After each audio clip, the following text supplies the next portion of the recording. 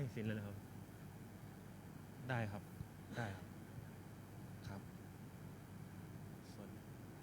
เดี๋ยวผมไปดูอาจารย์แป๊บหนึง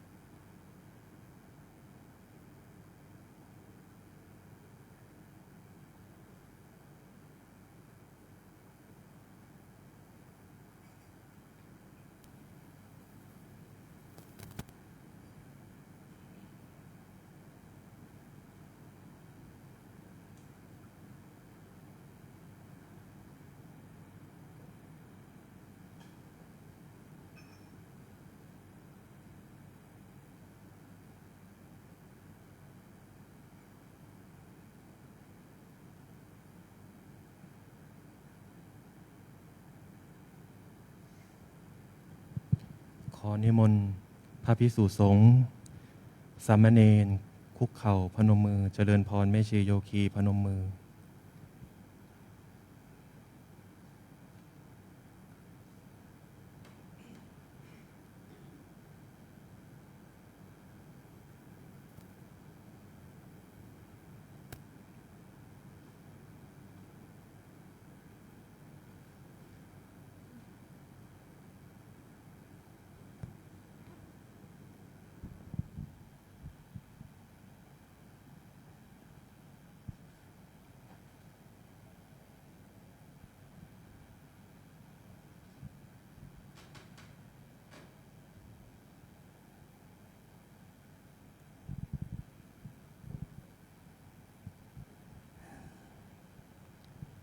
ก่อนที่เราจะได้บูชาพระรัตนตรัย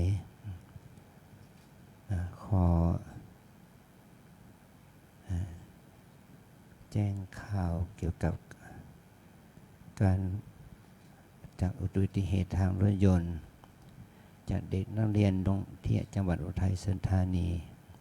ไปทัศนศึกษาที่กรุงเทพรถบัสมันเกิดว่ายางมันแตกแล้วก็เกิดไฟลุกไหม้เด็กตั้งแต่อายุเด็กอนุบาลเด็กประถมถึงแก่ชีวิตไปถึง23 คนแล้วก็ครูอีก3 คน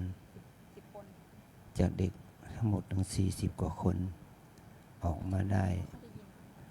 ไม่กี่คน10-20 คน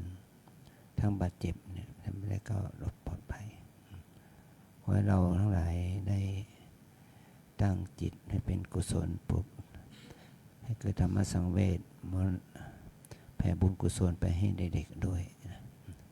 และครูด้วยที่ถึงแก่กรรมนะและบาดเจ็บนะ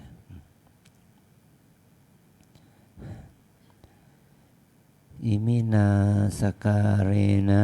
อิมินาสการเรนะ พุทธังอภิปูชยามะ พุทธังอภิปูชยามะ อิมินาสการเรนะ อิมินาสการเรนะ ธัมมังอภิปูชยามะ ธัมมังอภิปูชยามะ อิมินาสการเรนะ อิมินาสการเรนะ สังฆังอภิปูชยามะ สังฆังอภิปูชยามะ อะระหังสัมมาสัมพุทโธภควา อะระหังสัมมาสัมพุทโธภะคะวา พุทธังภควันตังอภิวาเทมิ พุทธังภะคะวันตังอภิวาเทมิ สวากขาโตภควตาธัมโม สวากขาโตภะคะวตาธัมโม ธัมมังนัมสสามิ ธัมมังนัมสสามิ สุปฏิปันโนภควโตสาวกสังโฆ สุปฏิปันโนภะคะวะโตสาวกสังโฆ สังฆังนามามิ สังฆังนามามิ หันธรรมยังพุทธัสสะภควโตปุพพาคัมมนะกรังกะโรมาเซ นะโมตัสสะภะคะวะโตอะระหะโตสัมมาสัมพุทธัสสะนะโม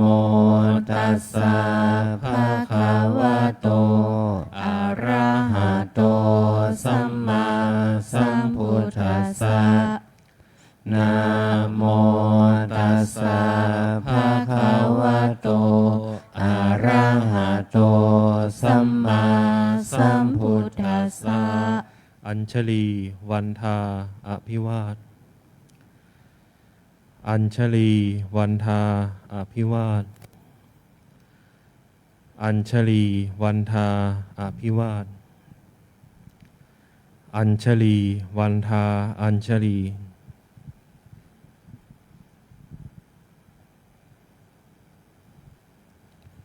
ขอนิมนต์พระภิกษุสงฆ์กับพระอาจารย์เจ้าคุณพร้อมกันสมณเณรแม่ชีโยคีกราบทีหลังอัญชลีวันทาอภิวาทอัญชลีวันทาอภิวาทอัญชลีวันทาอภิวาทอัญชลีวันทาอัญชลี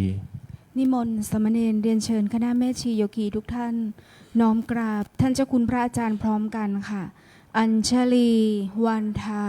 อภิวาทอัญชลีวันทาอภิวาทอัญชลีวันทาอภิวาท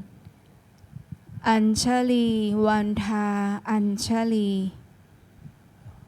นิมนต์ค่ายศิลป์ขออนุโมทนาในกุศลศรัทธาที่พวกเราทั้งหลายได้กระทำบำเพ็ญว่าบุญนู้นจงเป็นอานิสงส์ให้เรานั้นเจริญในสมาปฏิบัติเพื่อความดับทุกข์เพื่อปณิพพานเป็นที่สุดจงบังเกิดผลแก่พวกเราทั้งหลายจงทุกข์ทั่วหน้ากันด้วยเถิด สาธุ สาธุ สาธุ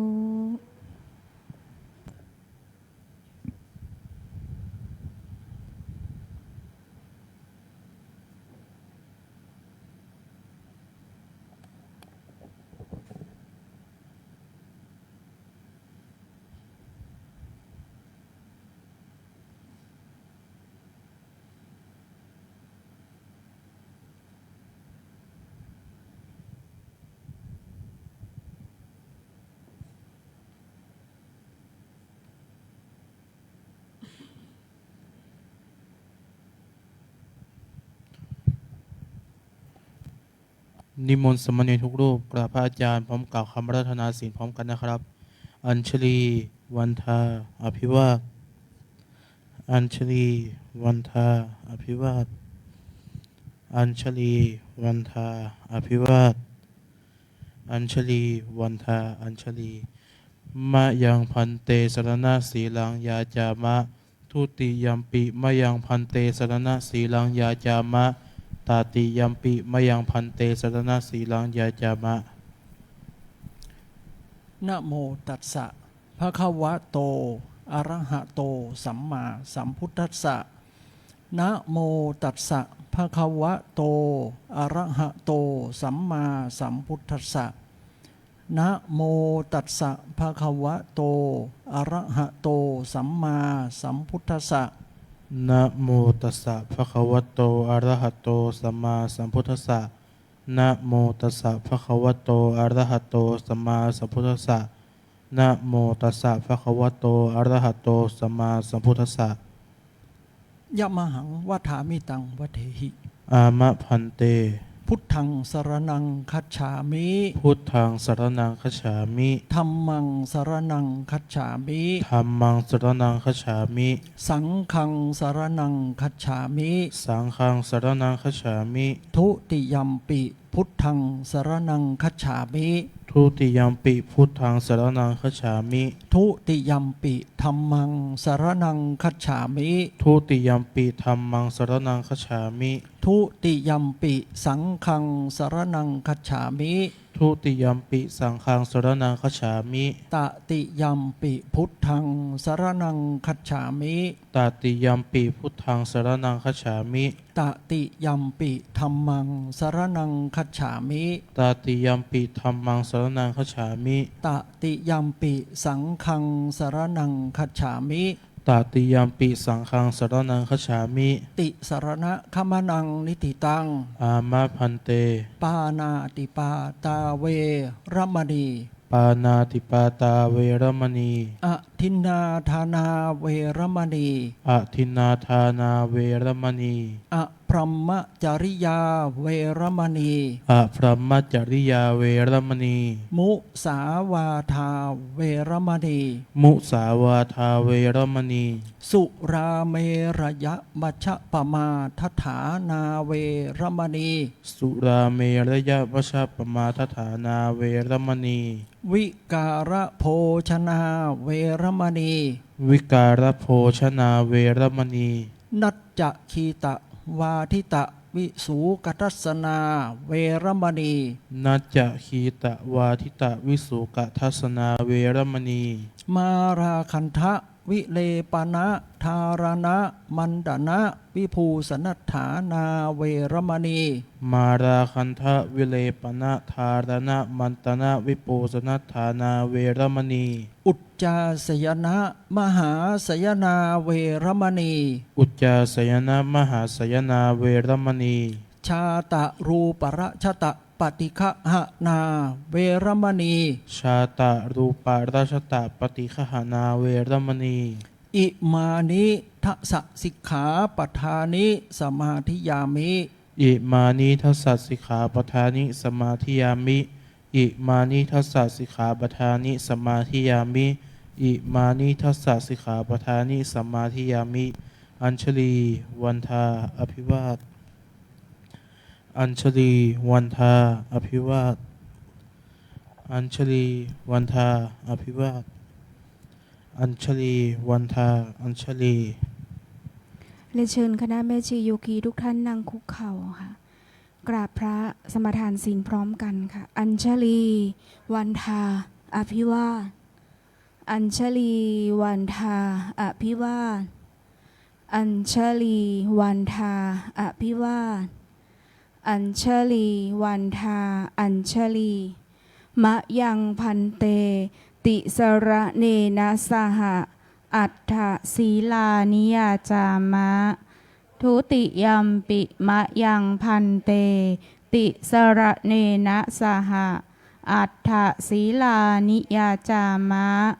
ตติยัมปิมะยังพันเตติสระเนนะสหะอัฏฐศีลานิยาจามะ นะโมตัสสะภะคะวะโตอะระหะโตสัมมาสัมพุทธัสสะนะโมตัสสะภะคะวะโตอะระหะโตสัมมาสัมพุทธัสสะนะโมตัสสะภะคะวะโตอะระหะโตสัมมาสัมพุทธัสสะ นะโมตัสสะภะคะวะโตอะระหะโตสัมมาสัมพุทธัสสะนะโมตัสสะภะคะวะโตอะระหะโตสัมมาสัมพุทธัสสะนะโมตัสสะภะคะวะโตอะระหะโตสัมมาสัมพุทธัสสะ พุทธังสรณังคัจฉามิ พุทธังสรณังคัจฉามิ ธัมมังสรณังคัจฉามิ ธัมมังสรณังคัจฉามิ สังฆังสรณังคัจฉามิ สังฆังสรณังคัจฉามิ ทุติยัมปิพุทธังสรณังคัจฉามิ ทุติยัมปิพุทธังสรณังคัจฉามิ ทุติยัมปิธัมมังสรณังคัจฉามิ ทุติยัมปิธัมมังสรณังคัจฉามิ ทุติยัมปิสังฆังสรณังคัจฉามิ ทุติยัมปิสังฆังสรณังคัจฉามิ ตติยัมปิพุทธังสรณังคัจฉามิ ตติยัมปิพุทธังสรณังคัจฉามิ ตติยัมปิธัมมังสรณังคัจฉามิ ตติยัมปิธัมมังสรณังคัจฉามิ ตติยัมปิสังฆังสรณังคัจฉามิ ตติยัมปิสังฆังสรณังคัจฉามิ ติสรณะคะมะนังนิทิตัง อามะพันเต ปานาติปาตาเวระมณีสิกขาปะทังสมาธิยามิ ปานาติปาตาเวรมณีสิกขาปะทังสมาธิยามิ อทินนาทานาเวระมณีสิกขาปะทังสมาธิยามิ อทินนาทานาเวรมณีสิกขาปะทังสมาธิยามิ อพรหมจริยาเวระมณีสิกขาปะทังสมาธิยามิ อพรหมจริยาเวรมณีสิกขาปะทังสมาธิยามิ มุสาวาทาเวระมณีสิกขาปะทังสมาธิยามิ มุสาวาทาเวรมณีสิกขาปะทังสมาธิยามิ สุราเมรยะมัชฌะปมาทฐานา เวระมณีสิกขาปะทังสมาธิยามิ สุราเมรยมัชฌะปมาทัฏฐานา เวรมณีสิกขาปะทังสมาธิยามิ วิการะโภชนาเวระมณีสิกขาปะทังสมาธิยามิ วิกาลโภชนาเวรมณีสิกขาปะทังสมาธิยามิ นัจจะขีตะวาทิตะทัสนะมาราคันทะวิเรปนะธารณะมันดนะวิภูสนัฏฐานา เ เวระมะนีสิกขาปะทังสมาธิยามิ นาจาคีตะวาทิตะวิสุกะทัสสนะมาลาคันทะวิเลปนะธารณะมันดนะวิภูสนัตฐานา เวระมะนีสิกขาปะทังสมาธิยามิ อิมานิอัฏฐสิกขาปะรานิสมาธิยามิ อุจจาก่อนค่ะอุจจาสยนะก่อนค่ะ อุจจาสยนะมหาสยนาเวระมะนีสิกขาปะทังสมาธิยามิ อุจจาสยนะมหาสยนาเวรมณีสิกขาปะทังสมาธิยามิ อิมานิอัฏฐสิกขาปทานิสมาธิยามิ อิมานิอัฏฐสิกขาปทานิสมาธิยามิ อิมานิอัฏฐสิกขาปทานิสมาธิยามิ อิมานิอัฏฐสิกขาปทานิสมาธิยามิ อิมานิอัฏฐสิกขาปทานิสีเลนะสุขติงยันติสีเลนะโภคสัมปทาสีเลนะนิพุตติงยันติตัสมาสีรังวิโสทะเย สาธุ สาธุ สาธุ อัญชลี วันทา อภิวาท อัญชลี วันทา อภิวาท อัญชลี วันทา อภิวาท อัญชลี วันทา อัญชลี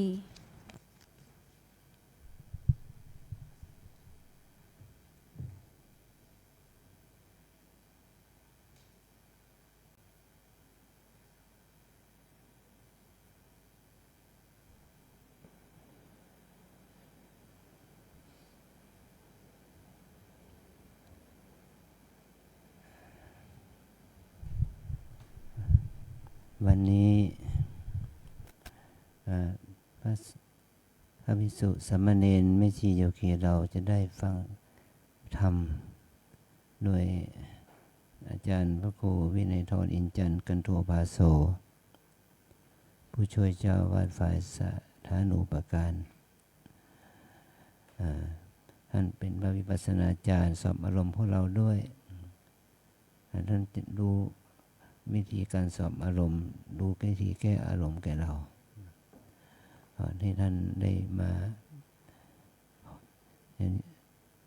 ที่พวกเราทั้งหลายที่มาปฏิบัติก็จะได้รับฟังโอวาทคำแนะน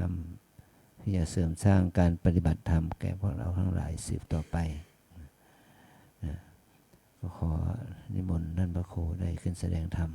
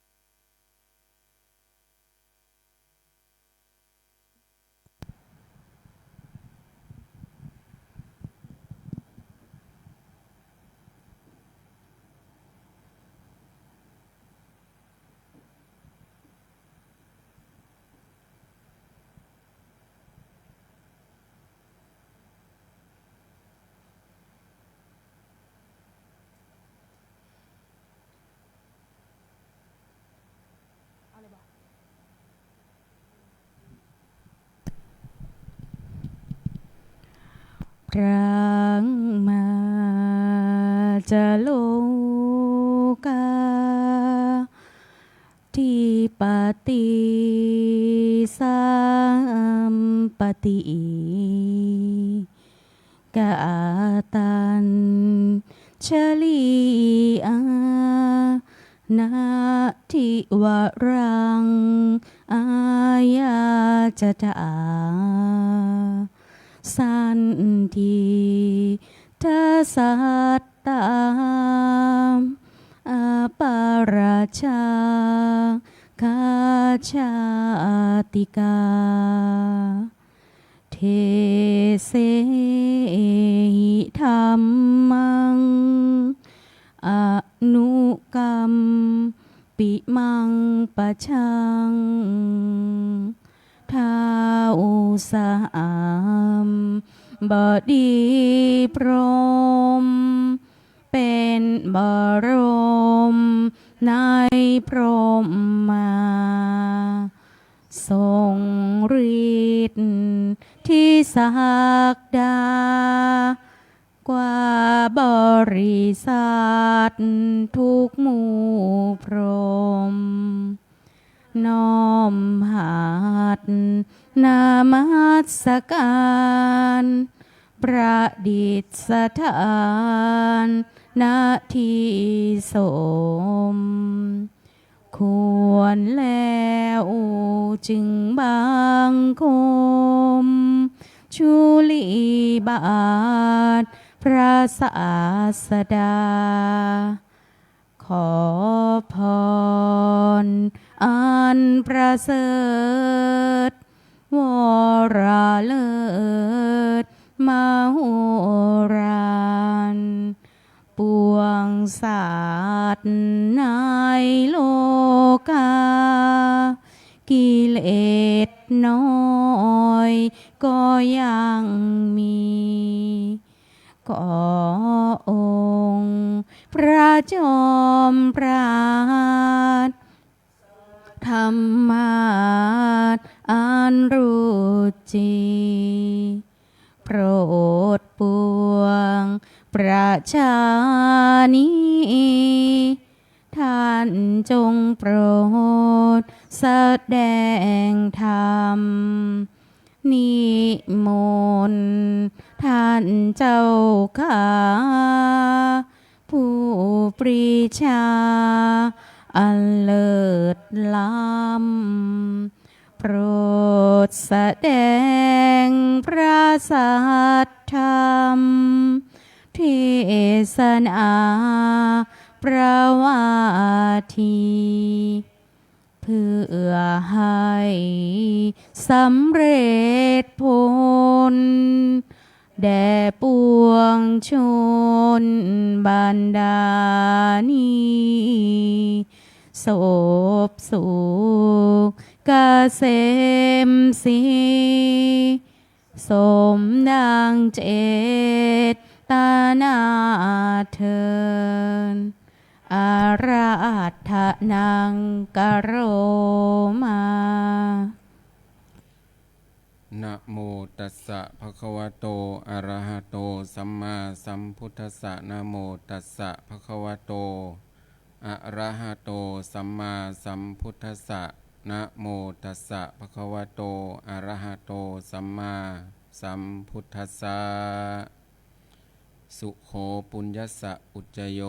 ตีติขอความนอบน้อมของข้าพเจ้าจงมีแด่พระรัตนตรัยกราบนมัสการพระเดชพระคุณพระภาวนาธรรมาภิรัตน์วิหลวงพ่อเจ้าวาดวัดลำเปิงตะโปธารามเจ้าคณะอำเภอเมืองเชียงใหม่ที่เคารพอย่างสูงเพื่อนสาธมิกทุกรูปเจริญพรมายังแม่ชีโยคีนักปฏิบัติธรรมทุกท่านนั่งท่าสบายเนาะวันนี้ก็เป็นอีกวันหนึ่งเป็นอีกวันละไม่ดังไหมไม่ค่อยดังเนาะเปลี่ยนไม้หน่อยเปลี่ยนเมตตัวนี้เอาตัวนี้เอาข้างนี้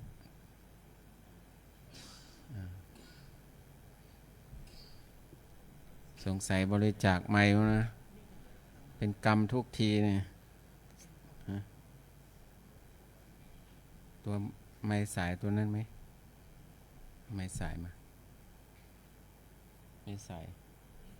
ตัวเนี้ยตัวข้างๆนี่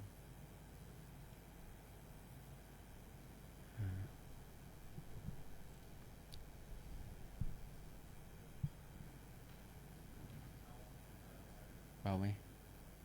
เบาวะดังไหมรู1 2 3อย่างนี้ก็ได้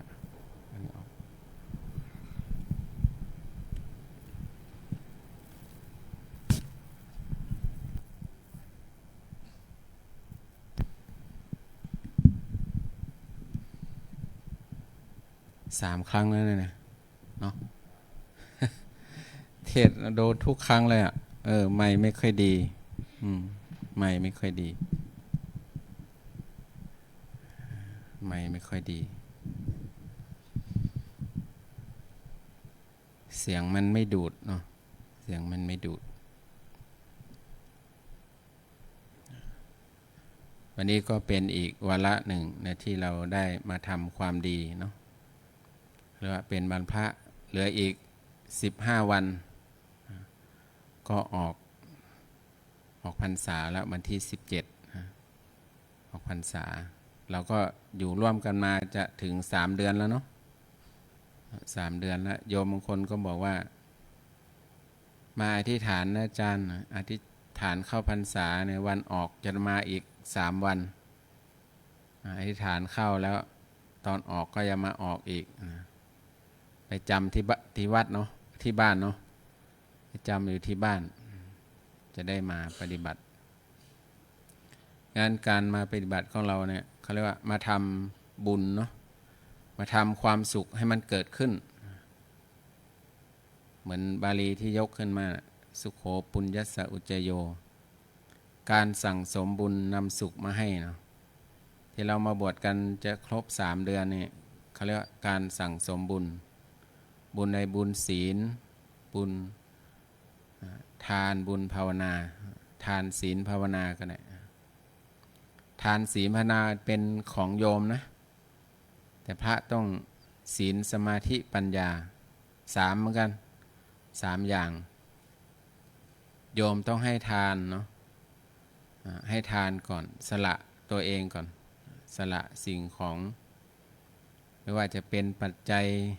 ร่วมทำบุญอะไรก็แล้วแต่ที่แน่เราสละตัวเองมาที่วัดลำเปิงเนาะ3 คืนบ้าง1 เดือนบ้างบางคนอยู่1 เดือนเขาเรียกว่าสละตัวเองเอาตัวเองมาทำบุญมาสั่งสมบุญเขาเรียกว่าให้ทานเนาะให้ทานตัวเองให้กับพระพุทธพระธรรมพระสงฆ์เนาะ3 เดือนนี่นะอยู่ต่อก็ได้เนาะพระใหม่เนาะอยู่ต่อสมัยผมบวชใหม่ๆผมก็คิดบวช3 เดือนนะไม่บวชนานเนาะบวช3 เดือนนี่มันล่อเข้ามา35-36 พรรษาแล้วเนาะ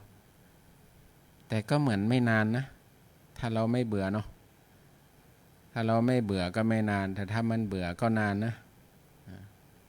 3 พรรษา3 เดือนอยู่3 เดือนแต่อยู่มาเรื่อยๆเขาเรียกว่าอยู่ไปก็สนุกไปสนุกในธรรมเนาะอย่างที่บอกโยคีเนาะช่วงนี้มีแต่ผู้รู้ออกทีวีกันเต็มบ้านเต็มเมืองแล้วแต่ขาดผู้ตื่นผู้เบิกบานตื่นถ้าเป็นภาษาทั่วไปก็แล้วตื่นนอนบ้างตื่นเต้นบ้างเนาะแต่ถ้าภาษาธรรมะก็แล้วตื่นแบบมีสติสัมปชัญญะคือความรู้ตัวเนาะตื่นแบบรู้ตัวเราตื่นแบบรู้ตัวเนี่ยพระเจ้าท่านบอกว่าตื่นแบบผู้เบิกบานผู้ตื่นผู้เบิกบานมีพระพุทธเจ้าเป็นต้นนะแต่เรานี่รู้แต่เรายังไม่ตื่นเนาะ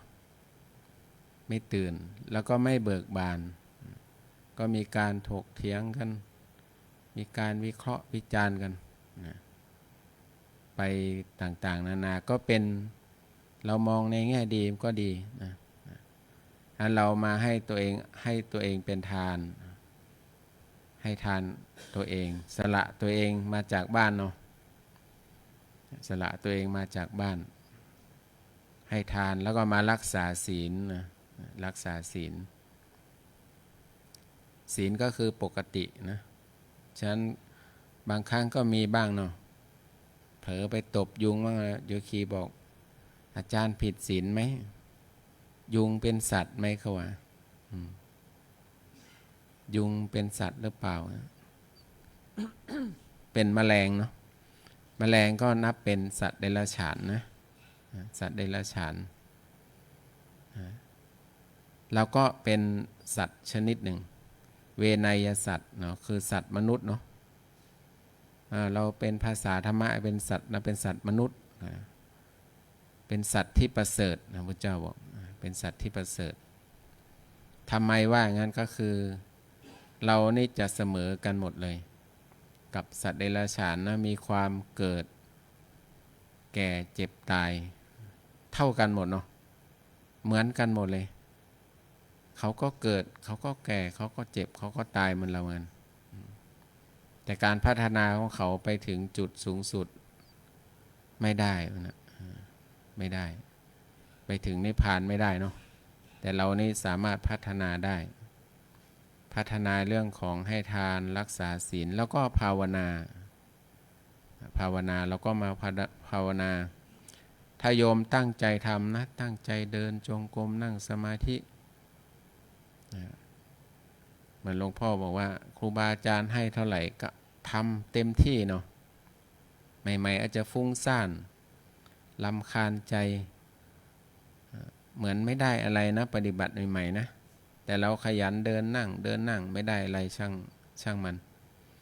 พอเราเดินเรานั่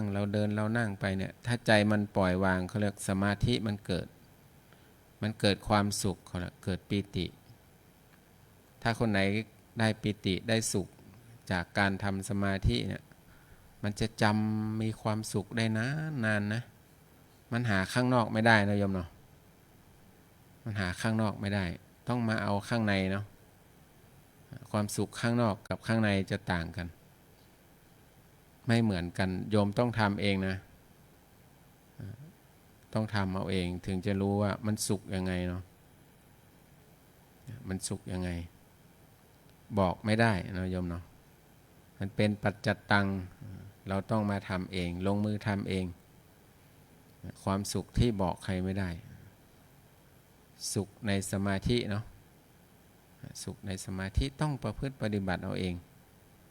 เหมือนเรามาเนี่ยเราก็เสียสละวันนั้นหลวงพ่อท่านเจ้าคุณพระเทพวชิระทีละคุณท่านก็เทศไว้เนาะเทศของเรื่องของยักษ์นะยักษ์มีปัญหาก็จริงๆก็สรุปง่ายๆเนาะคือเรื่องของศรัทธานะพระเจ้าสอนยักษ์บอกว่าต้องแต่พระพุทธเจ้าทรมานยักษ์ด้วยขันตินะคือความอดกั้นชนะเขาได้ขันติธรรมคืออดทนนะยักษ์มันจะยั่วยุจะทำยังไงท่านก็มีขันติชนะเขาได้ขันติคือความอดทนอดกั้นเขาเรียกว่าเข้าหูขวาทะลุหูซ้ายเนาะบอกยังไงก็ทำตามมันก่อนเรียกว่าฝึกพระพุทธเจ้าท่านชนะด้วยความอดทนขันติเขาเรียกว่าทำให้เขาเกิดศรัทธานะทำนะหลวงพ่อสรุปว่ามีศรัทธามีธรรมพูดเจริญธรรมปฏิบัติธรรมเนาะข้อที่3มีสัจจะข้อที่4มีปัญญานะบางครั้งเราหลวงพ่อถามเรามีหลวงพ่อถามโย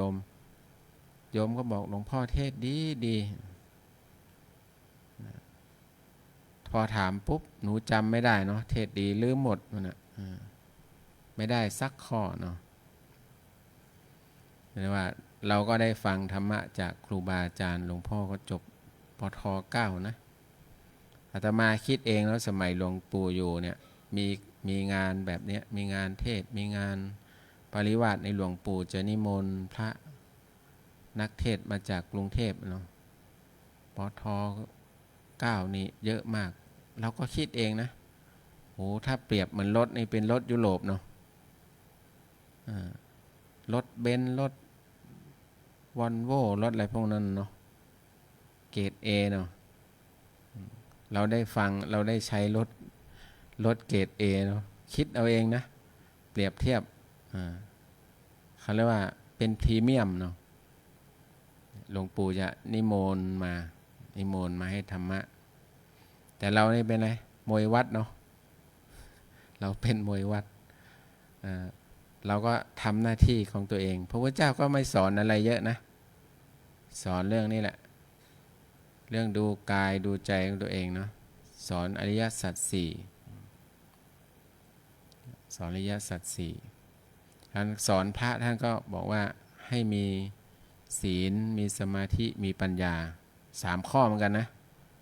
พระต้องมีศีลเนาะมีศีลแล้วก็ทำสมาธิให้เกิดแล้วจะได้เกิดปัญญา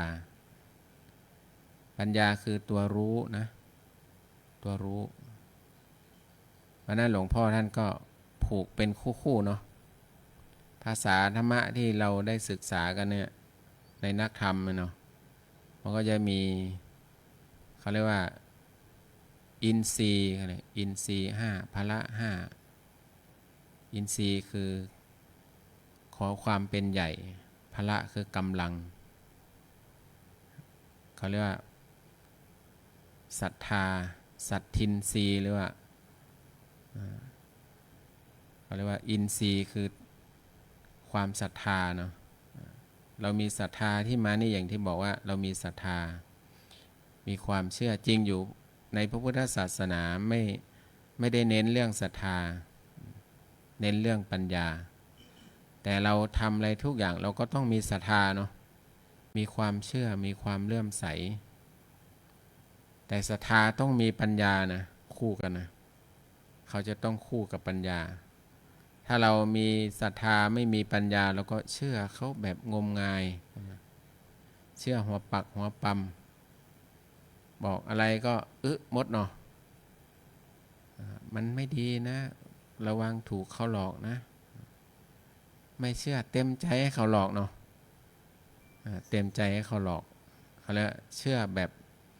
ขาดปัญญาพิจารณาว่าความเชื่อที่เราเชื่อนะแม้แต่พระพุทธองค์ท่านก็เป็นผู้ชี้ทางให้พวกเราว่าต้องเดินอย่างนี้นะต้องทำอย่างนี้นะไม่ต้องเชื่อพระองค์หรอกไม่ต้องเชื่อพระองค์ต้องลงมือทำก่อนเราถึงจะรู้ว่ามันจริงอย่างนั้นไหมต้องลงมือทำไม่ให้เชื่อเลยต้องพิสูจน์ก่อนพระเจ้าท่านตรัสไว้เนาะต้องพิสูจน์ห้ามที่บอกห้ามเชื่อลองลงมือทำดูก่อนรักษาศีลแล้วเป็นยังไงไม่รักษาศีลแล้วเป็นยังไงเนาะเขาเรียกว่ามีศรัทธาก็มีปัญญาปัญญาเยอะกว่าศรัทธาก็ไม่ดีนะคนมีปัญญาเยอะจะฟุ้งซ่านเขาเรียกฟุ้งซ่านไม่ค่อยเชื่ออะไรง่ายๆเหมือนโยมมาบ่นเลยเนาะโอ้พ่อบ้านชวนมาวัดก็ไม่มาอาจารย์เขาบอกว่าเขาอยู่ที่บ้านก็ปฏิบัติได้เธอไปเถอะฉันรู้หมดแล้วธรรมะเขาก็รู้จริงๆอะเนาะเขาคุยธรรมะกันเป็นตุเป็นตะนะแต่เขามาเดินมานั่งอย่างเราไม่ได้เขายังไม่เกิดศรัทธาเขาปัญญาเยอะก็ไม่ค่อยเชื่ออะไรง่ายๆแต่ปรับให้คู่กันนะถ้ามีศรัทธาก็คู่ปัญญามีปัญญาก็คู่ศรัทธาเป็นคู่กันเขาเรียกอินทรีย์เนาะอินทรีย์5คู่ที่2คือวิริยะนะวิริยะคือความขยันหมั่นเพียรเราก็ตั้งใจมาจากที่บ้านแล้วเนาะเพื่อจะมาปฏิบัติธรรมก็บอกคนที่บ้านแล้วเนาะบอกพ่อบ้านบอกแม่บอกพ่อบอกเพื่อนว่าจะมาปฏิบัติธรรมที่วัดนะเราต้องขยันนะขยันเดินจงกรมขยันนั่งสมาธิเขาเรียกวิริยะคือความขยันความหมั่นความเพียรขยันเดินขยันนั่งแต่กิเลสมันไม่ค่อยชอบนะโยมเนาะแค่เดินแค่นั่งวัดลำเปิงสอนง่ายๆไม่ได้สอนยากนะหลวงพ่อเนาะสอนเดินสอนนั่งมันยากพอเขาให้ไปเที่ยวปุ๊บนี่วิ่งขึ้นรถเต็มเลยเนาะเต็มรถเลยนะรถไม่พอต้องเรียกรถเพิ่มอีกนะมันวิ่งขึ้นรถหมดอะเพราะว่ากิเลสมันชวนไปเนาะพอประกาศโยคีไปปฏิบัติไป ไปธรรมะสัญจรหรือว่าไปงานวัดเหนือวัดใต้เนี่ยโหรถเต็มนะไม่พอขี่เลยนะไม่พอนั่งเนาะต้องจ้างเพิ่มอีกกิเลสมันไม่ยอมให้นั่งสมาธิมันไม่เอาหลวงพ่อท่านเคยบอกว่ามันอิจฉาตัวเองนะมันกลัวตัวเองได้ดีวะนะมันก็เลยอิจฉาตัวเองกลัวตัวเองได้ดีเลยไม่อยากปฏิบัติธรรมนี่เขาเรียกว่าเป็นกิเลสอย่างหนึ่งนะเป็นกิเลสมันชอบพาไปบางคนก็มาต่อรองเนาะอาจารย์หนูขอช่วยงานได้ไหมไม่ปฏิบัติธรรมอยากช่วยงานโรงครัวบ้างอะไรบ้างไม่เป็นไรอย่าพึ่งปฏิบัติให้จบคอร์สก่อนค่อยทำพอปฏิบัติจบคอร์สทำงานไม่กี่วันหนีกลับบ้านแล้วเอ้าลาศีลแล้วลาแล้วอาจารย์มาไหนว่าจะทำงานให้วัดไปซะแล้วนะมาใหม่ๆอยากทำงานให้วัดเนาะพอให้ทำจริงก็ไม่ทำอีก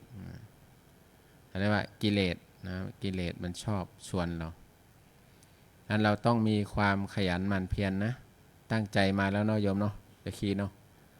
อุตส่าห์ตั้งใจมาจากบ้านบอกคนโน้นคนนี้จะมาปฏิบัติธรรมก็คือมาเดินนั่นแหละมาเดินจงกรมมานั่งสมาธิอันนี้วิริยะจริงๆเขาเรียกว่าเกิดจากการเดินจงกรมนะเดินขวาย่างหนอซ้ายย่างหนอเนี่ยเขาเรียกว่าเกิดความเพียรถ้ามันไม่มีความเพียรมันก็เริ่มหาวแล้วเนาะหาวนะขั้นเนื้อขั้นตัวทีหน้ามิท่าเริ่มครอบงำมันเนาะโอ้อยากจะนั่งจังเลยมองนาฬิกาก็ไม่ถึงครึ่งชั่วโมงสักทีเนาะเอาไปเอามาแวบเดียวมันนั่งเลยนะรู้ตัวอีกทีนั่งเรียบร้อยแล้วเนาะไวมากนะจิตของเราเนี่ยกายของเราไวมากเนี่ยความเพียรเนี่ยเขาเรียกวิริยะนี่ต้องเกิดจากการเดินสมาธิเกิดจากการนั่งถ้าเรานั่งเราเดินดีนั่งก็จะมีสมาธิดีเขาเรียกปรับเดินที่วัดก็เลยให้เดินให้นั่งให้เท่ากันเราเดิน15นั่ง15เดินครึ่งก็นั่งครึ่งเดินชั่วโมงก็นั่งชั่วโมงเนาะ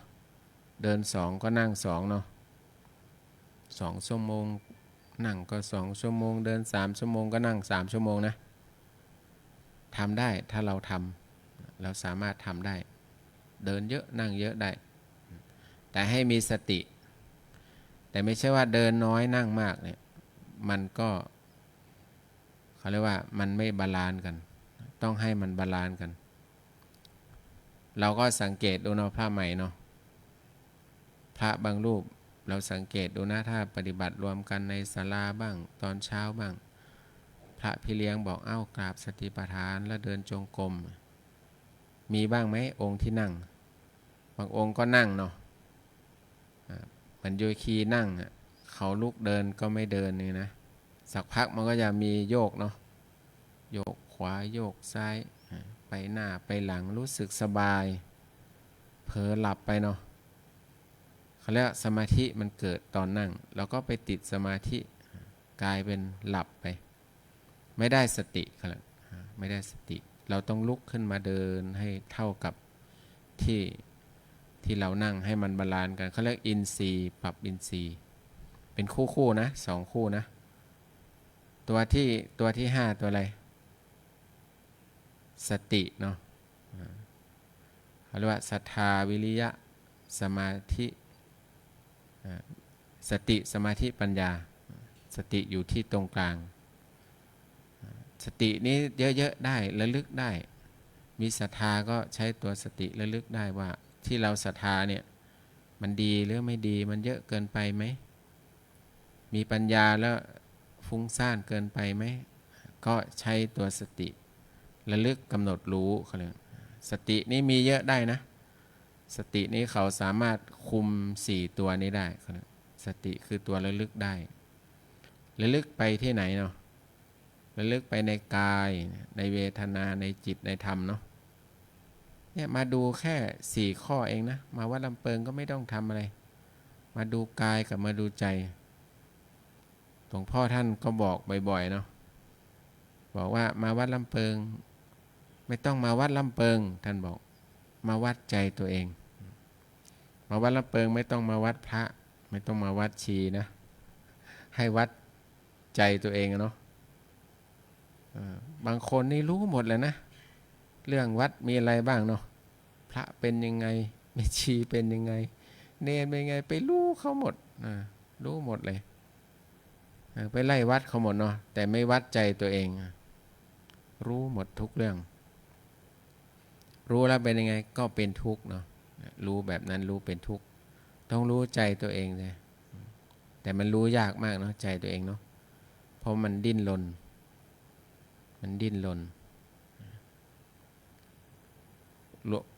เราปฏิบัติธรรมนี่กว่ามันจะนิ่งได้กว่ามันจะดีได้3 วันขึ้นไปนะพอ3 วันขึ้นนี่มันก็พอดีขึ้นโยคีก็กลับแล้วอาจารย์เสียดายคราวหน้าหนูจะมาใหม่ก็ยังดีนะโยคียังจะมาใหม่อีกเสียดายเดี๋ยวจะลางานมาสัก7 วันนี่หลักสูตรพระพุทธเจ้ามี7 วันขึ้นไปนะที่เราจะทำสมาธิให้ดีขึ้น7 วัน7 วัน7 เดือน7 ปีเนาะที่เราเคยได้ยินเนาะเราก็ต้องมาให้เกินนะถ้ามีเวลาก็สะสมวันลาไว้มาสัก7 คืน7 คืน8 วันเนาะเราก็จะได้ธรรมะกลับบ้านได้อะไรได้รู้จักใจตัวเองเนาะรู้จักใจตัวเองว่าบางคนก็ได้ธรรมะจริงนะพอสอบอารมณ์ก็คุยบอกอาจารย์เนี่ยหนูเพิ่งรู้นะรู้อะไรรู้ใจตัวเองเนาะว่าเป็นคนอะไรเป็นคนขี้โกรธขี้นี่ไม่ดีเนาะเคยบอกโยคีเหมือนกันนะลาศีลบอกโยคีลาศีลวันนี้โยมไม่ต้องเอาขี้กลับบ้านนะเอาทิ้งไว้ให้แม่ชีเนี่ยแม่ชีบอกไม่เอานะขี้อะไรขี้โกรธเนาะขี้หงุดหงิดขี้น้อยใจขี้เอาใจตัวเองอันนี้ขี้ภายในนะขี้ภายในใจของเราเนาะขี้ในความรู้สึกดีไหมโยมดีไหมไม่ดีเนาะขี้อิจฉาก็ไม่ดีครูบาอาจารย์ท่านเลยบอกว่าไปที่ไหนก็แล้วแต่อย่าพกอิฐอย่าพกอิฐเนาะอย่าพกอิฐกับฤทธิ์นะห้ามพก2 อย่างนี้ไปเนาะไปสถานนี้ที่ไหนก็แล้วแต่ห้ามพกอิฐกับพกฤทธิ์เขาเนี่ยอิฐเขาอิจฉาเนาะอิจฉาตาร้อนฤทธิ์ก็ฤทธิ์สยาเนาะห้ามพก2 อย่างนี้ไปด้วยมันนะถ้าพกไปนี่เจ้าของยุ่งนะเลยบอกโยคีว่าเอาทิ้งไว้ที่วัดซะกลับไปจะได้คนที่บ้านจะได้ได้เห็นคุณค่าเนาะว่าแม่บ้านมาปฏิบัติ3 วันนี่เปลี่ยนแปลงไปเนาะ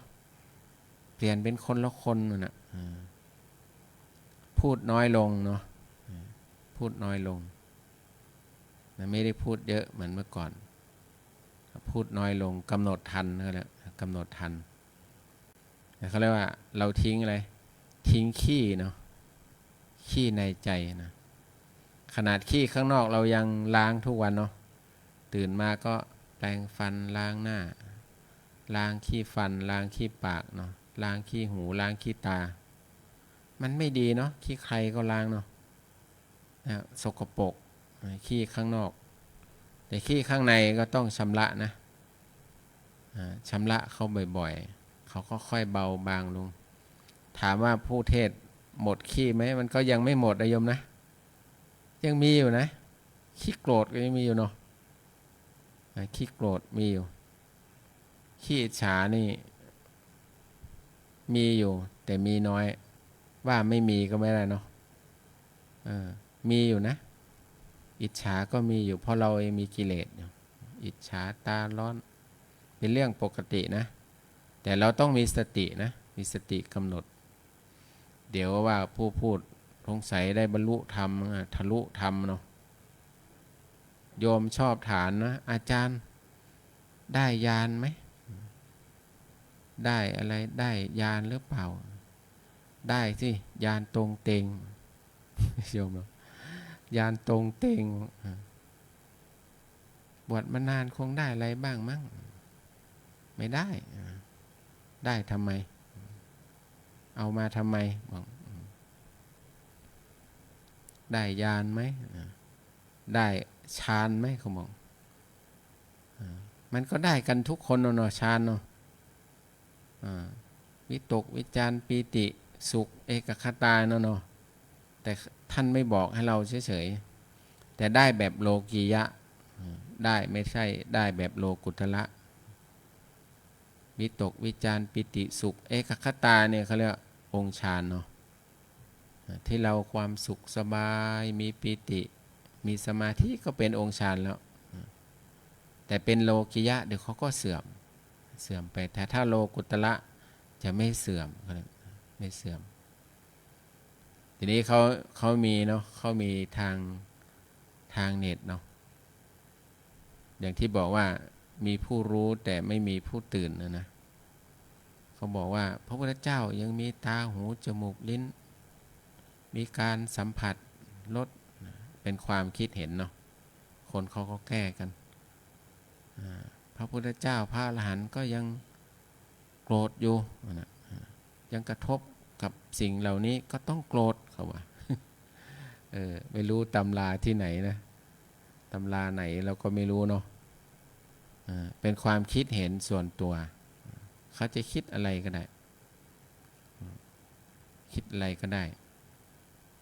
แต่เราก็เขาเรียกว่าพระอรหันต์ท่านไม่มีเชื้อถามว่าท่านหิวไหมท่านก็หิวอ่ะเพราะมันยังมีร่างกายอยู่หิวอยู่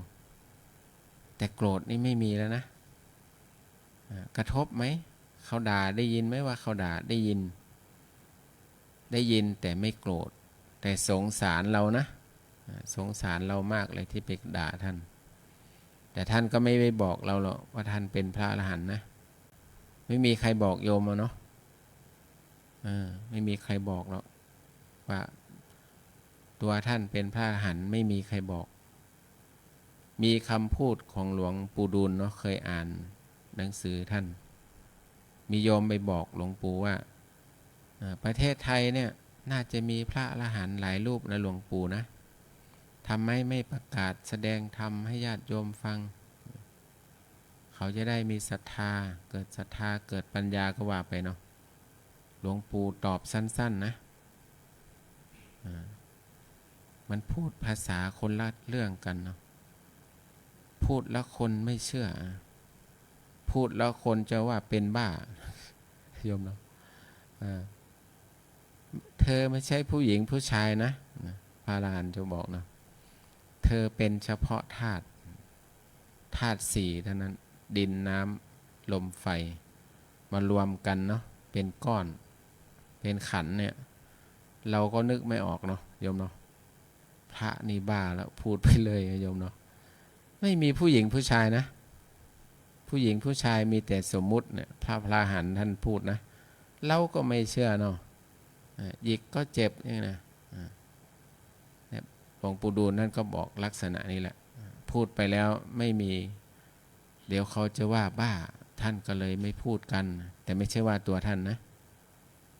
ท่านก็บอกว่าคนอื่นคนที่ท่านเป็นพระอรหันต์ยกตัวอย่างให้โยมเขาเราเข้าใจว่าอ๋อคนละภาษากันมองไม่เป็นผู้หญิงผู้ชายมองเป็นรูปเห็นแต่รูปแต่นามแค่นั้นเองแต่ถามว่าท่านใช้สมมุติไหมท่านก็ใช้อยู่นะเป็นเพศหญิงเพศชายท่านก็ใช้สมมุติอยู่ความจริงโดยสมมุติท่านก็ใช้มีชื่อแต่ท่านไม่ติดนะไม่ติดในสมมุตินั้นแต่พวกเราก็ติดกันอยู่เนาะเราก็ติดเรามีกิเลสมีความโลภความโกรธความหลงเป็นเรื่องปกติมีพราหมณ์เขาก็ถามพระพุทธเจ้าเหมือนกันนะถามว่าศาสนาของพระสมณโคดมเนี่ยสอนการฆ่าไหม ลองไปหาดูนะพระเจ้าบอกว่าสอนสิเราก็สอนเหมือนกันสอนการฆ่าสอนได้เลยมันนะไหนว่าฆ่ามันผิดศีลนะฉันก็สอนอะไรสอนฆ่ากิเลสนะพระเจ้าบอกฆ่าความโลภฆ่าความโกรธฆ่าความหลงฆ่ายากเนาะพ่อเนาะฆ่ายากมากเลยพระเจ้าก็สอนฆ่านะลองไปหาดูก็ได้สอนการฆ่ากิเลสเนาะไม่ได้ไปให้ฆ่าคนอื่นนะคนมันก็สร้างกรรมมาด้วยกันเนาะวันนั้นเราฟังหลวงพ่อท่านเทศว่าโอ้ยักษ์มันกินคนเนาะกินนักโทษหมดคุกเลยนะ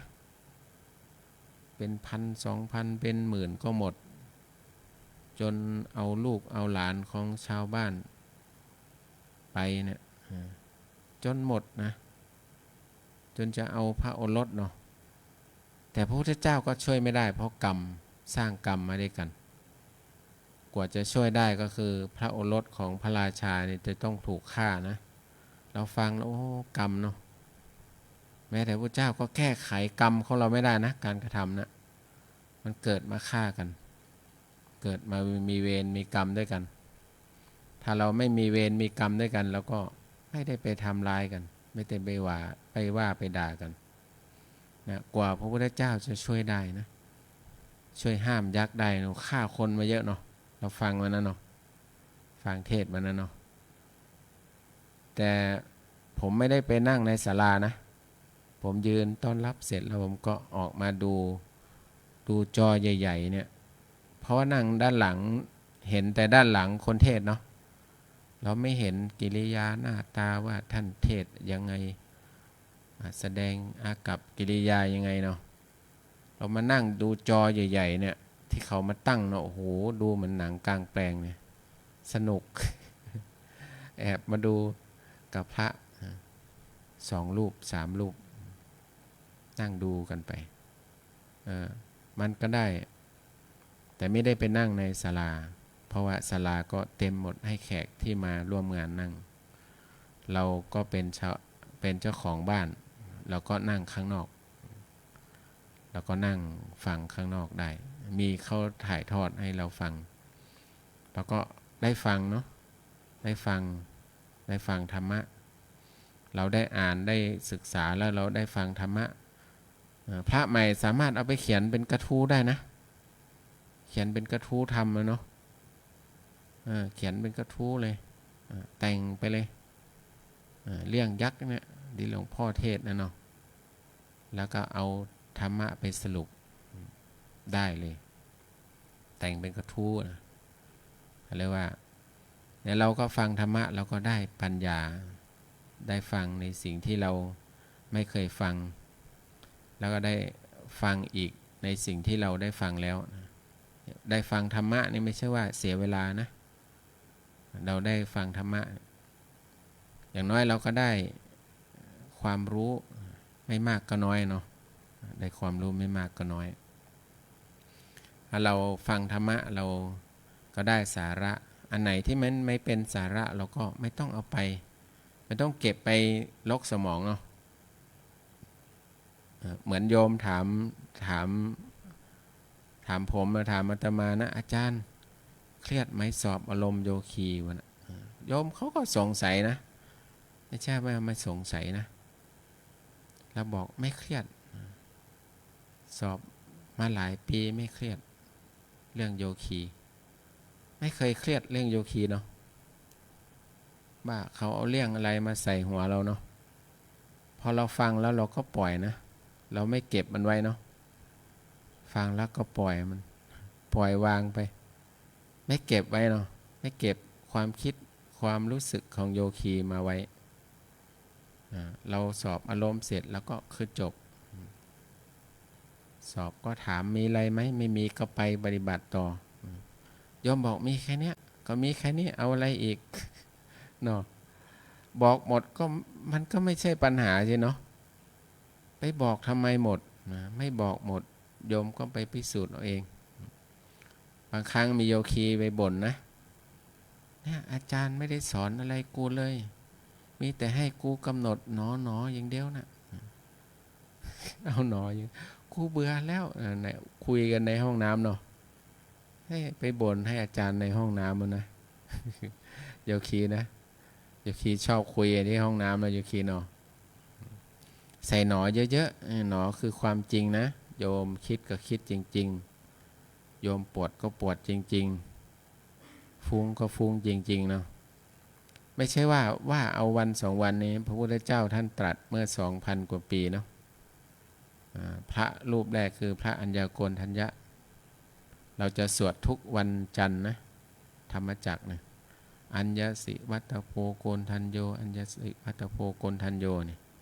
โกณทัญญะรู้แล้วหนอโกณทัญญะรู้แล้วหนอเป็นความจริงนะไม่ใช่ว่ามาพูดกันเล่นๆนะหนอนะหนอคือความจริงปวดจริงๆไม่ได้ปวดเล่นคิดก็คิดจริงๆฟุ้งซ่านก็ฟุ้งจริงๆเบื่อก็เบื่อจริงๆเนาะเบื่อก็เบื่อจริงๆถ้าเรามาทำไมมาที่วัดก็มาดูใจตัวเองนะ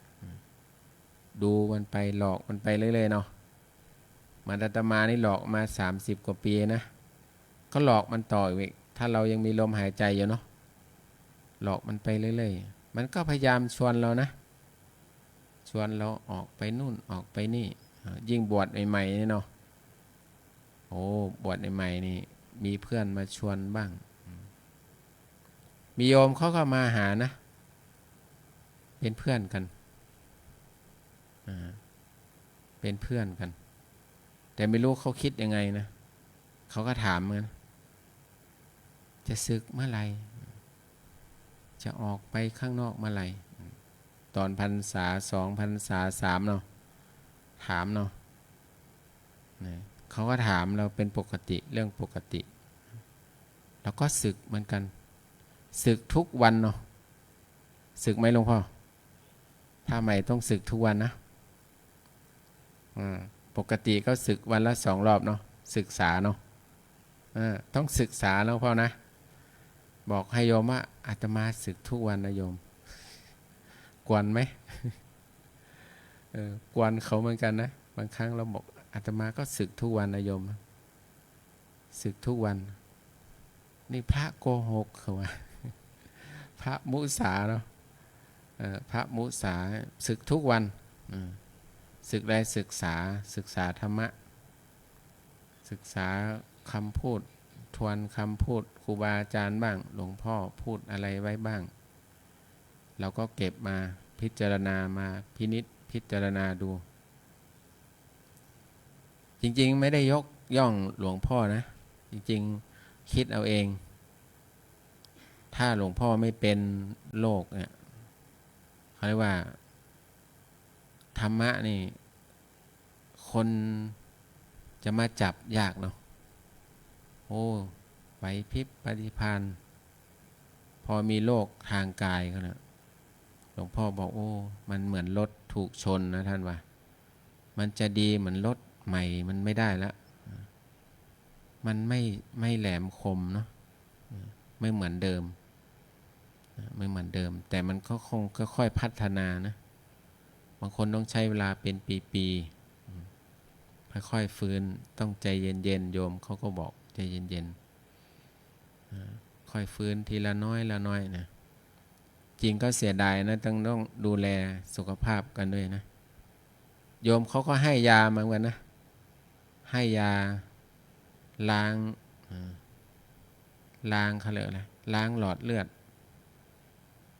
ก็ฉันให้โยมเขาเหมือนกันอาจจะเดือนละครั้งบ้างเดือนละ2 เม็ดบ้างเนาะนานๆฉันทีเขาบอกว่าต้องฉันนะอาจารย์มันจะได้ทำให้หลอดเลือดไม่อุดตันเขาว่าล้างหลอดเลือดบ้างเราก็เชื่อเขาเนาะก็ลองกินดูกินเดือนละเม็ดก็ยังดีล้างท่อ ล้างท่อเนาะท่อเราจะได้ไม่อุดตันวันนั้นไปจอมทองไปฟังหลวงพ่อเจ้าคุณเนาะ หลวงพ่อเจ้าวาดหลวงพ่อเจ้าคุณเจ้าวาดอาจารย์เขาเรียกทั่วไปตู้ลุงแหวงเนาะเขาเรียกเนาะสุวรรณเมธีเจ้าคุณสุวรรณเมธีท่านก็บอกว่าเท้าท่านบวมนะอาจารย์เจ้าคุณคุยกับหลวงพ่อเราเนี่ยว่าบวมแล้วก็ว่าเราไม่เป็นไรนะแล้วก็ไปหาหมอห่วงประชุมเรื่องงานหลวงปู่วันที่21เราก็นั่งฟังท่านคุยไปก็จำได้มาท่านบอกว่าไปที่โรงพยาบาลสนดอกเขาก็จับท่านก็ไปตรวจ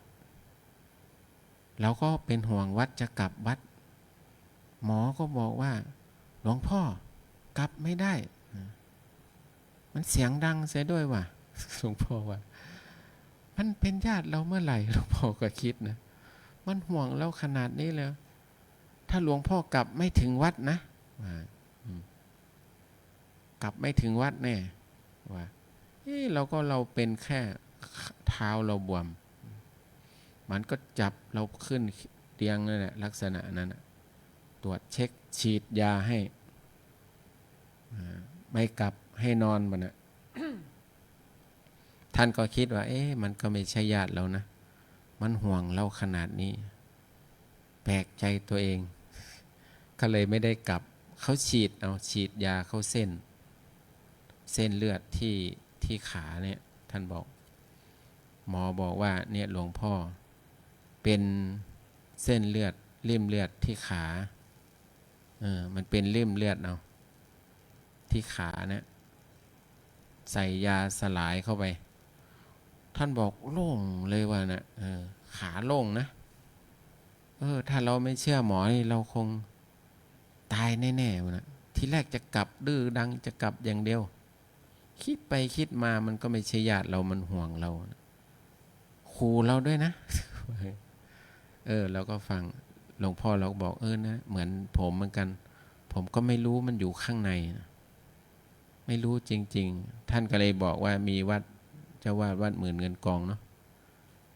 เป็นหนักด้วยเป็นโรคคล้ายๆหลวงพ่อท่านก็มรณภาพไปเมื่อวานนี้นะเห็นกองงานเลขาส่งไลน์มาให้สำนักงานก็เลยได้อ่านมรณภาพไปแล้วเจ้าวาดวัดหมื่นเงินกองนี่หลวงพ่อเรายังดีนะฟื้นได้มาตั้ง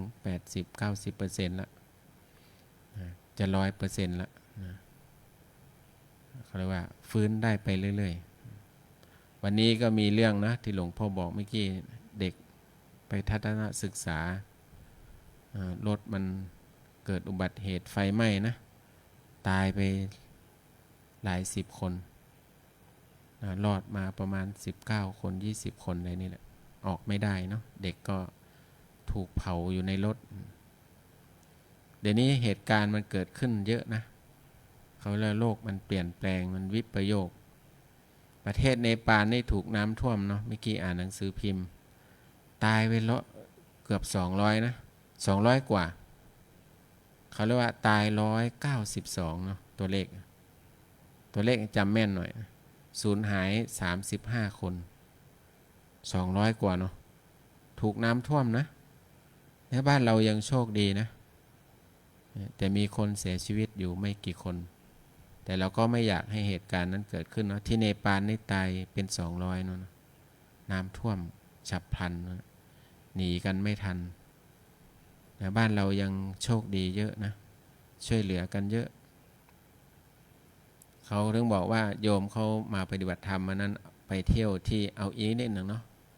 เขาข้ามไปที่ฝั่งพม่าไปติดอยู่ฝั่งพม่า3 วันนะเอารถจอดไว้แม่สายน้ำท่วมรถหมดเลยโยคีบอกต้องลากรถกลับไปขุดเอาในดินนะเนาะในโคลนนั่นรถเก๋งต้องมาซ่อมที่เชียงใหม่ประกันซ่อมให้นะไปติดที่พม่าเขาบอกโอ้สงสารคนพม่าร้ายยิ่งร้ายกว่าเรานะเจออุทกภัยเนี่ย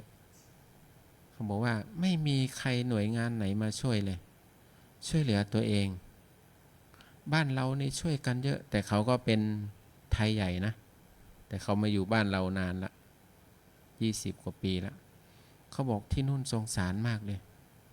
ต้องหาข้าวหุงข้าวกันเองที่หน้าบ้านที่ บ้านที่ไม่จมน้ำแต่พอกลับเข้าฝั่งเราเนี่ยโอ้โหมีแต่ของไปให้เยอะมากเลยอาจารย์เราก็เลยบอกขนาดเขาช่วยอย่างนี้ยังเดือดร้อนเลยเนาะ ถ้าเป็นพม่านี่ไม่รู้จะว่ายังไงนะเนี่ยเราก็โอ้เห็นเขาก็คุยให้ฟังเนาะโอ้บ้านเรานี่ดีมากอาจารย์ฝั่งไทยเนี่ยสุดยอดนะช่วยเหลือกันเนี่ยก็ยังถูกด่าถูกว่ากันอีกถูกตำหนิกันอีกเนี่ยเขาเรียกว่าคนไทยเนาะต้องให้ไปข้ามไปอยู่บ้านเขาบ้างเนาะจะได้รู้เนาะช่วยกันน่าดูนะเขาบอกอย่างนั้นนะเขาได้เขาบอกให้ฟังแต่เราไม่ได้ไปหรอกเราก็ได้ทำบุญไปร่วมกับเขาไปทางวัดหลวงพ่อเจ้าวาดเราก็ทำบุญไปได้ไปเกือบ100,000มั้งวะเนาะทางวัดเราส่งไปนะมีพระใหม่พร้อมทั้งครอบครัวท่านก็ทำทั้ง50,000ชุนหุยเนาะทำไปแล้วก็ช่วยร่วมบุญกันไปนะทำบุญกันไปตกทุกข์ได้ยากตกระกรรมลำบากเราจิตเขาเรียกว่ามีจิตเมตตา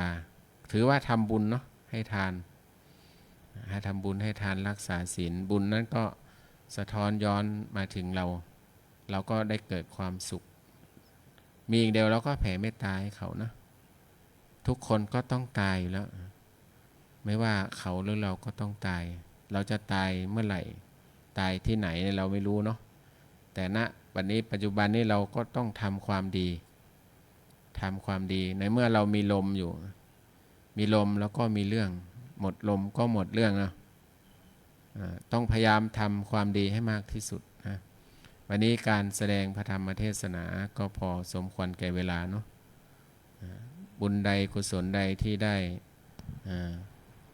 บำเพ็ญมาดีแล้วตั้งแต่ต้นจนถึงจบก็ขออุทิศส่วนบุญส่วนกุศลเนาะให้ผู้ที่ประสบอุบัติเหตุหลวงพ่อเราให้เขาได้ไปสู่ภพภูมิที่ดี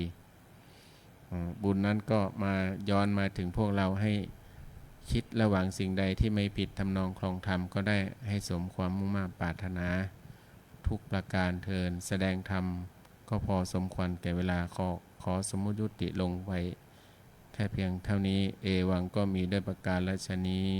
หันธรรมยังสาธุการังกโรมา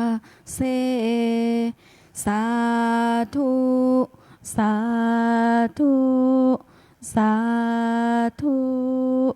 อหังพุทธันจะธัมมัญจะสังฆัญจะสรณังคตาอุปาสิกตังเทเสสิงภิกขุสังคัสสะสัมมุขาเอตังเมสรณังเขมังเอตังสรณมุตตมังเอตังสรณมาคมะสัพพทุกขาปมุญเจเรยะถาพลังเจเรยาหังสัมมาสัมพุทธศาสนังทุกขนิสรณเสวะภาคีนิสสะอนาคเตกายเยนะวาจายะวเจตสาวาพุทเทกุกัมมังปะกะตังมะยายังพุทโธปฏิคันหตุอัจจยันตังกาลันตะเรสังวริตุงวะพุทเทกราบ กายเยนะวาจายะวเจตสาวาธัมเมกุกัมมังปะกะตังมะยายังธัมโมปฏิคันหตุอัจจยันตังกาลันตะเรสังวริตุงวะธัมเมกราบ กายเยนะวาจายะวเจตสาวาสังเคกุกัมมังปะกะตังมะยายังสังโฆปฏิคันหตุอัจจยันตังกาลันตะเรสังวริตุงวะสังเคกราบ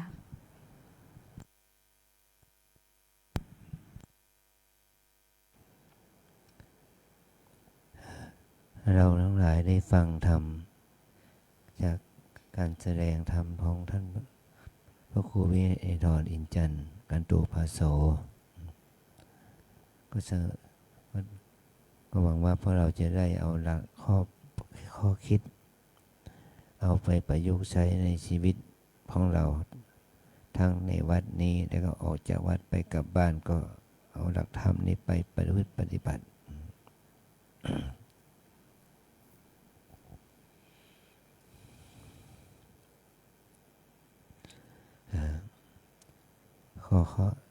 ขอโอกาสนี้ได้ให้พวกเรานั้นได้เป็นข้อคิดนะกรณีที่ว่าเราทำกิจกรรมธรรมสัญจร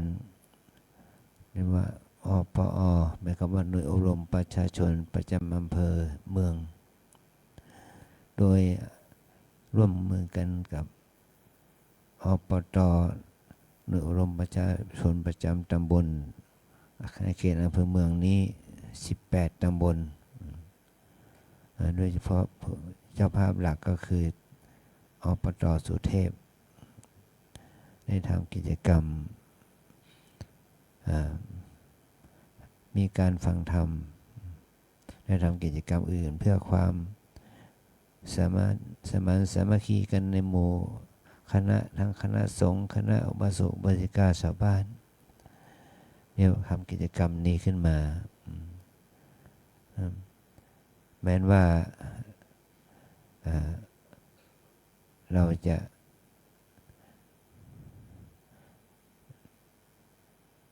มีโอกาสทำบุญด้วยกันหรือว่าไม่มีโอกาสทำบุญด้วยกันก็ตามนะ ก็ถือว่าเป็นความสมานสามัคคีกันแล้วก็เพิ่มฟูศีลธรรมคุณธรรมจริยธรรมให้เกิดขึ้นในสังคมชุมชนเราเนี่ยนี่คือเป็นกิจกรรมของหมู่คณะแต่คำวิปัสสนาสัญจรนั้นเราไปเพื่อจุดมุ่งหมายว่าจะไปปลูกฝังข้อวัดปฏิบัติแนวปฏิบัตินี้ตามวัดต่างๆโดยที่บางวัดก็มีโยมมาปฏิบัติด้วยคน2 คนบางวัดก็มี10 กว่าคนบางวัดก็มีคณะศรัทธาญาติโยมและกลุ่มนักเรียนเป็นต้นได้มาเข้าคอร์สเข้าค่ายปฏิบัติกับเรามันจะใช้เวลาประมาณสักชั่วโมงกว่าเราอาศัยพวกเราเนี่ยพระภิกษุสามเณรแม่ชีโยคีเนี่ยไปปลูกฝังไปปลูกฝังหลักแนวปฏิบัติเนี่ยให้แก่พระสงฆ์องค์เณรศรัทธาญาติโยมในแต่ละวัดนั้นให้ได้รู้ได้เห็นให้เขาได้รู้ได้เห็นว่าคนที่สนใจปฏิบัติธรรมนั้นยังมีอยู่วัดก็ว่าเราก็หมายความว่ามีคนปฏิบัติธรรมเป็นนับร้อยชีวิตเนี่ยก็เรียกว่าเป็นการเปิดให้เขาเห็นแนวปฏิบัติอย่างวันนี้ก็มี20 กว่าคนมาเข้าปฏิบัตินี่นะแต่โยคีหญิงมี20 กว่าคนแต่โยคีชายมีคนเดียวเมื่อวานก่อนนะมีโยคีหญิง4 คนโยคีชาย5 คนกำลังพูดแต่วันนี้มีโยคีชาย1 คนโยคีหญิง20 กว่าคนเนี่ยก็อย่างวันนี้ก็เจ้าคณะใหญ่หนเหนือมาเยี่ยมวัดในพื้นที่อำเภอเมืองเราเนี่ย20 วัดที่มีผลกระทบทางอุทกภัยนะที่หนักที่สุดก็วัดป่าพร้าวนอกเป็นน้ำท่วมถึงครึ่งเรียกว่าเก็บจะปิดตาเนี่ยก็มีวัดอื่นๆมาได้รับผลกระทบบ้างมากบ้างน้อยบ้างแล้วท่านก็ให้ถุงยางชีพถุงยางชีพ ก็ของที่ให้ก็มีพวกข้าวสารอาหารแห้งมันว่าหนักเราไปช่วยแจกเรายกไม่ขึ้นให้โยมยกให้ก็โยมก็ยกเรารู้สึกหนักจนได้รับแจกตามชุมชนต่างๆในเขตตำบลประแดดอย่างนี้เป็นต้นนะแล้วก็กลับมาวัดเราแล้วก็อย่างที่ว่าเนี่ยนี่ก็เป็นข่าวเนี่ยข่าวอุบัติภัยบนท้องถนนเนี่ยมีเด็กเยาวชนเสียชีวิตไปถึง20 กว่าคน23 คนแล้วก็มีครูอีก3 คนเป็น26 คนเนี่ยมันก็แล้วบาดเจ็บตรงนั้นแล้วก็ปลอดภัยก็มีก็โชคดีที่สุดนะเราเห็นแล้วก็น่าสนใจนะเด็กๆเยาวชนจะต้องปลูกไฟคอกโดยที่หนีไม่ได้ประตูฉุกเฉินก็เปิดไม่ได้อีกอย่างเนี้ยเสียโอกาสแล้วก็รอยางรถแตกแล้วก็ต้องเอาชะลอรถก็เหมือนกับว่าเอาไปกระทะกับแบรีเออร์นะที่ว่าเรียกว่าที่กั้นทางนะ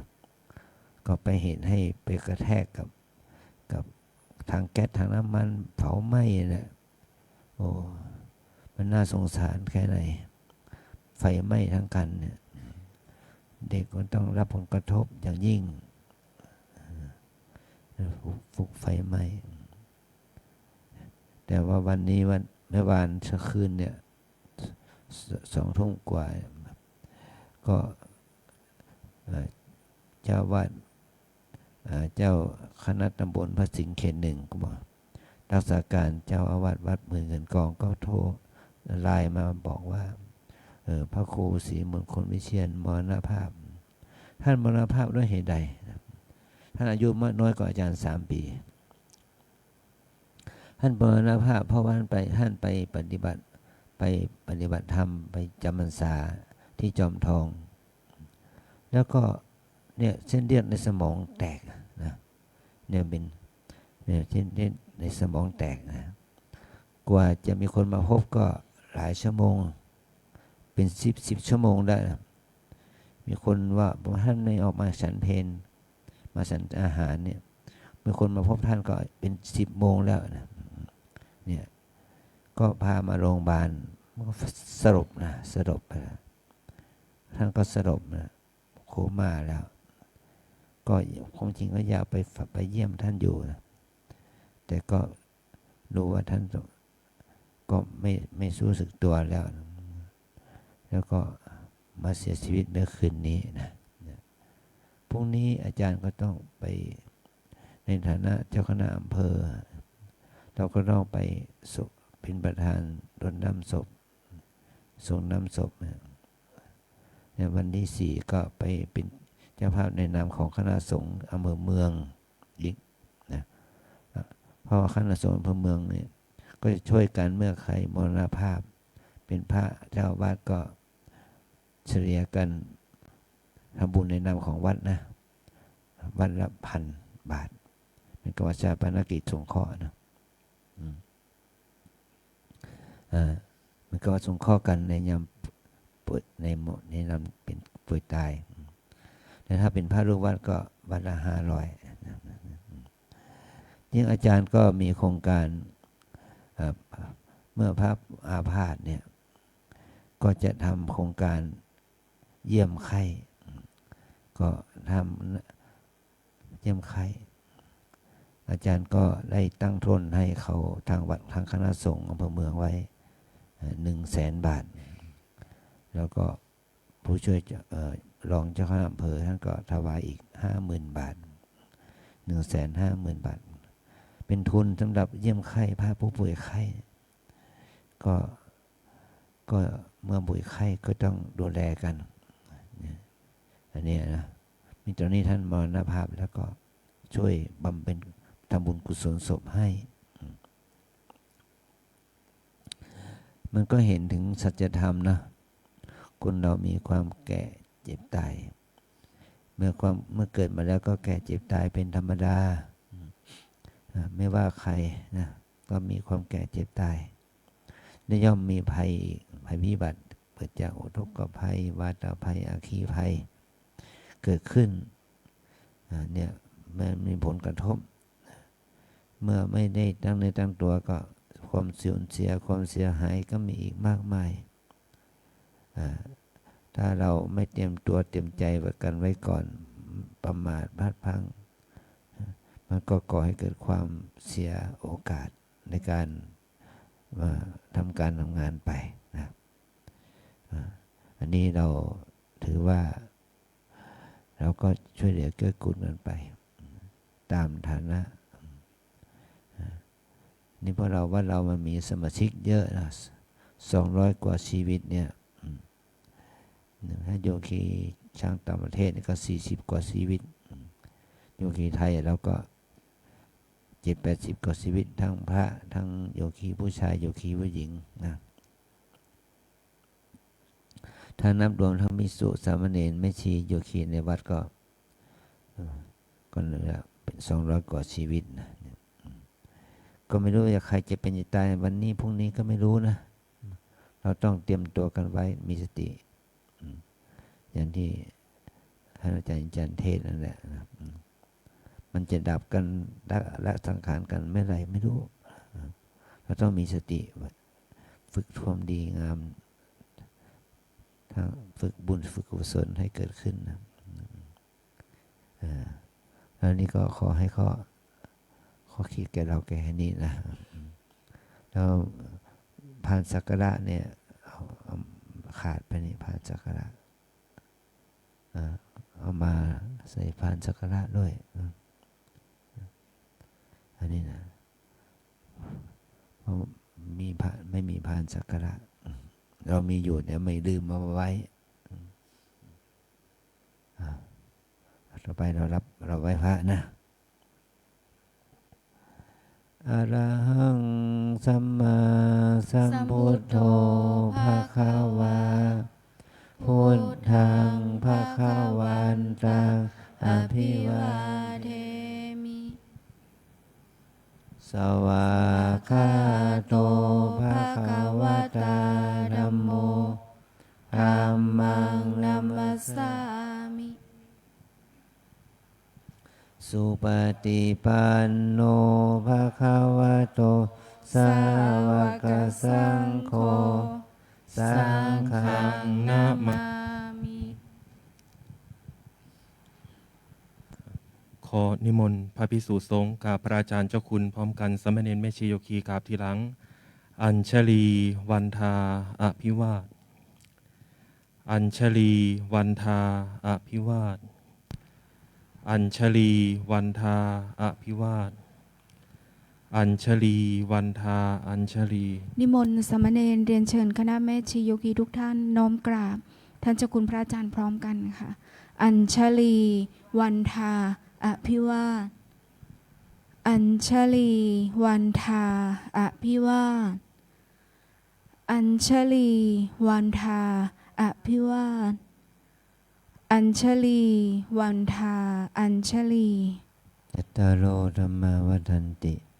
อายุวันโนสุขังพะลังสาธุสาธุสาธุ